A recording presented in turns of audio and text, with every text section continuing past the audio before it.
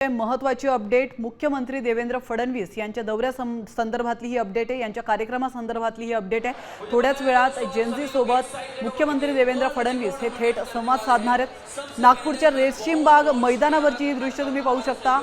या ठिकाणी विशेष कार्यक्रमाचं आयोजन करण्यात आलंय। विद्यार्थ्यांचे प्रश्न आणि अपेक्षा जाणून घेण्यासाठी आयोजित केलेल्या या कार्यक्रमाला तब्बल 25,000 तरुण उपस्थित राहण्याची शक्यता आहे।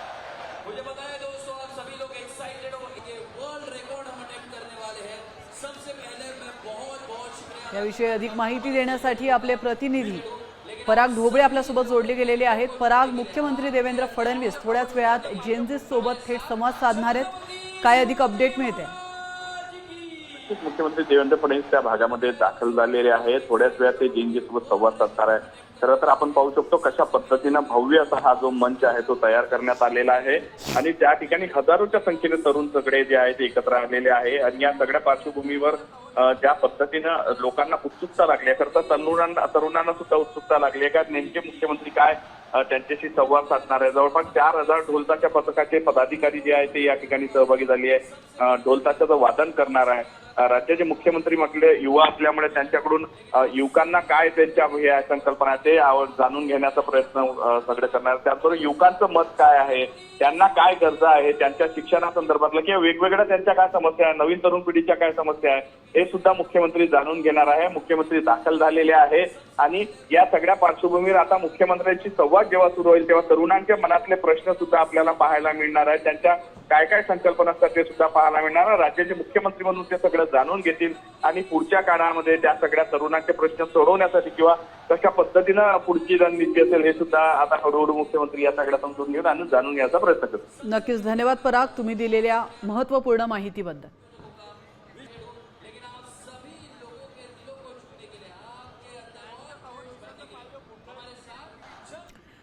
तर आजच्या मुख्यमंत्र्यांच्या या कार्यक्रमाकडे आपलं लक्ष असणारच आहे। मात्र तुर्तास वळतोय पुढच्या महत्त्वाच्या अपडेटकडे।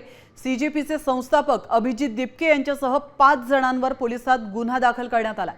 स्कूल ठीक करो अभियानांतर्गत अभिजित दिपके यांनी लातूरच्या उजनी, औसा आणि लातूर शहरातील शासकीय शाळांचं सोशल ऑडिट केलं होतं। या शाळांना भेटी देऊन त्यांची पोलखोल केली होती, पण शाळेची पाहणी करण्यासाठी कोणतीही शासकीय परवानगी त्यांनी घेतली नव्हती।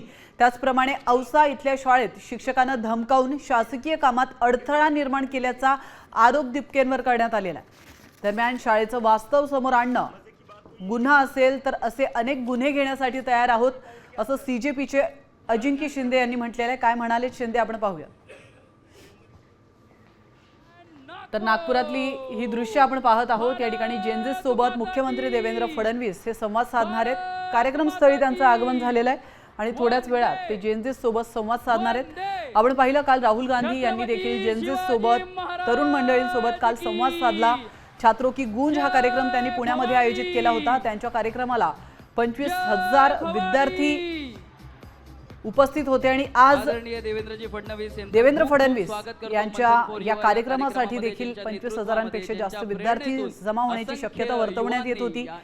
मोठ्या संख्येने तरुण मंडळी या ठिकाणी उपस्थित आहेत। तरुणांचं नेमकं काय म्हणणं आहे, जेनझीच्या समस्या नेमक्या काय आहेत या जाणून घेण्यासाठी मुख्यमंत्री देवेंद्र फडणवीस यांनी या कार्यक्रमाचं आयोजन केलेलं आहे। नागपूरमधली आताची लाईव्ह दृश्य आपण पाहतोय। मुख्यमंत्री फडणवीस हे थोड्याच वेळात जेनझी सोबत संवाद साधणार आहेत आणि मी परत एकदा विनंती करतो की स्टेजवर संपूर्ण महाराष्ट्रात नाही तर संपूर्ण भारतामध्ये काही घडामोडी गेल्या काही महिन्यांपासून घडतायत। जेनझी ही जनरेशन मोठ्या संख्येने एकवटलेली आहे, रस्त्यावर उतरते।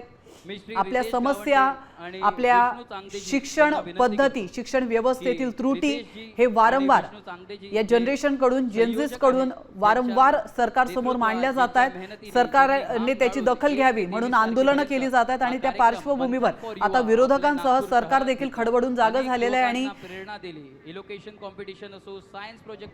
जेनझी कडून आता त्यांना काय समस्या सांगितल्या जातात हे पाहणं महत्त्वाचं असणार आहे।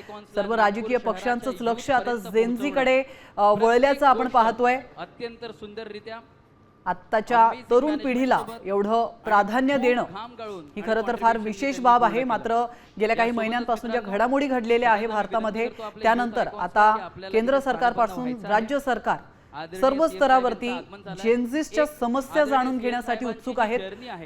ती आपल्या सगळ्या त्यांचं तरुणाईसोबत नेमकं काय share म्हणणं आहे हे करण्यासाठी जाणून घेण्यासाठी एक उत्सुक AV आहेत. विरोधक मोठ्या असतील, screenवर सत्ताधारी आपण असतील, प्रकाशित करावा अशी सर्वजण विनंती आपापल्या करतो. परीने कार्यक्रमांचं जसं आयोजन म्हटलं करून मित्रांनो, आपल्या नागपूर फक्त शहराचे तरुणांशी आदरणीय संवाद देवेंद्र साधण्यासाठी फडणवीस एक असे उत्सुक नेते असल्याचं आहेत, पाहायला मिळतंय. ज्यांना काल आपण राहुल गांधी महापौर यांनी म्हणून पाहिलेलं आहे, छात्रकी ज्यांना गुंज हा आपण कार्यक्रम आमदार पुण्यात म्हणून घेतला. पाहिलेलं आहे, आज आणि मुख्यमंत्री ज्यांना देवेंद्र आपण मुख्यमंत्री फडणवीस म्हणून पाहिलेलं आहे. यांनी मिशन त्यांना जेनझी सुरू पाहून केलेलं आहे आणि त्यांच्याकडनं नागपूरमध्ये त्यांनी अनेक आपल्या तरुणांशी नागपूर शहरची संवाद तरुणाई जी आहे ती साधण्यासाठी हा प्रेरणा कार्यक्रम घेते. आयोजित त्यांच्या केलेला आहे. प्रवासाची काल नवी एक मुंबईमध्ये चित्रफित देखील त्यांनी या मोठ्या तरुणांशी स्क्रीनवर संवाद लावावी साधला, अशी मी त्यांच्या विनंती समस्या करतो. जाणून Can I घेतल्या, have the त्यांना AV on the मार्गदर्शन big केलं screen, please? आणि आज The chairman नागपूरमध्ये of देखील Honorable असंख्य श्री देवेंद्र तरुणांसमोर फडणवीसजी. ते संबोधन करणार आहेत. 1970चं दशक, नागपूर. वडिलांकडून मिळालेली मूल्य आणि आईने रुजवलेली संवेदनशीलता, अशा लोकहिताची परंपरा जपणाऱ्या कुटुंबात आकार घेत होतं एक असं नेतृत्व ज्याने पुढे लाखो लोकांच्या आयुष्यात बदल घडवला. हा प्रवास आहे महाराष्ट्राच्या प्रगतीचा नवा अध्याय रचणाऱ्या वेगवान नेतृत्वाचा. नागपूरच्या गल्ल्यांपासून ते मंत्रालयाच्या जबाबदाऱ्यांपर्यंतचा हा प्रवास आहे देवेंद्र सरिता गंगाधरराव फडणवीस, म्हणजेच महाराष्ट्राच्या लाडक्या देवाभाऊंचा.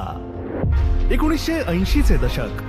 देवाभाऊंनी राष्ट्रीय स्वयंसेवक संघाचे स्वयंसेवक असतानाच अखिल भारतीय विद्यार्थी परिषदेचे काम सुरू केले. पुढे याच काळात त्यांची भारतीय जनता युवा मोर्चाच्या वॉर्ड अध्यक्षपदी निवड झाली. 1990चे दशक सुरू झाले आणि त्यांच्या खांद्यावर नागपूर पश्चिम मतदारसंघाचे पदाधिकारी म्हणून जबाबदारी सोपवली गेली. याच वेळी प्रभू श्रीरामांच्या या भक्ताने वयाच्या अवघ्या 20व्या वर्षीच पहिली कार सेवा केली. 90चं दशक देवाभाऊंच्या आयुष्याला कलाटणी देणारं ठरलं. 1992 साली वयाच्या 21व्या वर्षी ते नागपूरमध्ये पहिल्यांदा नगरसेवक झाले आणि पुढच्या 5 वर्षात देशातील दुसऱ्या